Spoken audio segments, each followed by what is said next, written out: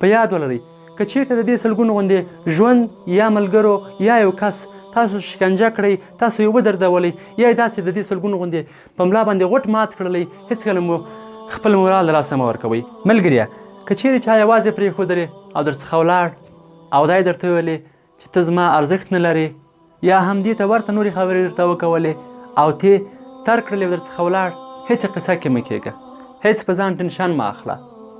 ولې؟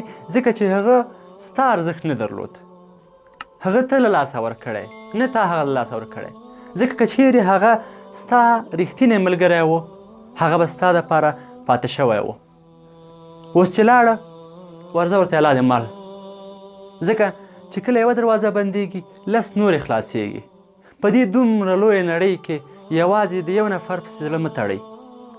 نړۍ لویه ده، نړۍ ډکه ده د ښو انسانانو څخه، هغه نه بل نه بل، بلکې یو رښتینی ملګری به تاسو ته پیدا شي چې هغه تاسو سره په هر رنګه مشکلاتو کې، په هر رنګه وضع کې تاسو سره پاتې اوسي.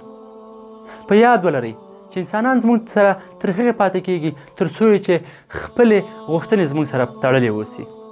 هر کله چې د هغوی غوښتنې پوره کېږي هغوی زموږ څخه کوچېږي او ځي، خو د هغوی له تګ سره ستاسو ارزښت ته هېڅ صدمه نه رسېږي، ستاسو ارزښت هېڅ نه کمیږي. هېڅکله ځان ته مه خفه کېږئ چې ګویا د یو چا په تګ سره زما ارزښت له منځه لاړه، ارزښت مې کم شو. غواړم چې ستاسو ارزښت د یو عملي مثال سره واضح کړم. که چیرته دا نوټ ستاسو ارزښت او د شخصیت ښکارندوی اوسي، نو په دغه نوټ زه کولی شم چې په بازار کې هغه څه چې په دې باندې ارزښت لري او د 100 افغانۍ په دربار کې اوسي، زه هغه کولی شم چې په دې 100 نوټ باندې واخلم. خو که چیرته دا نوټ زه واخلم، ګونج یې کړم، خات یې کړم او شکنجه یې کړم، بیا هم دا همغه د 100 نوټ ده. د دې نوټ څخه نه 80 جوړې شوي، نه 50 جوړې شوي دي. زه کولی شم بازار کې هغه څه چې په 100 افغانۍ دي وایخلم.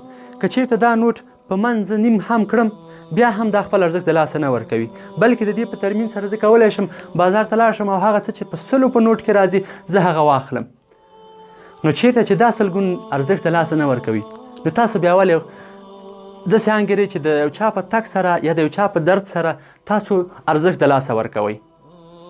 په یاد ولرئ که چیرته د دې سلګونو غوندې ژوند یا ملګرو یا یو کس تاسو شکنجه کړئ، تاسو یې ودردولی، یا یې داسې د دې سلګونو غوندې په ملا باندې غوټ مات کړلی، هېڅکله مو خپل مورال د لاسه مه ورکوئ، هېڅکله مو ارزښت د لاسه مه ورکوئ. خپل ارزښت مو وساتئ او ستاسو ارزښت هېڅکله هم څوک له منځه نشي وړلی.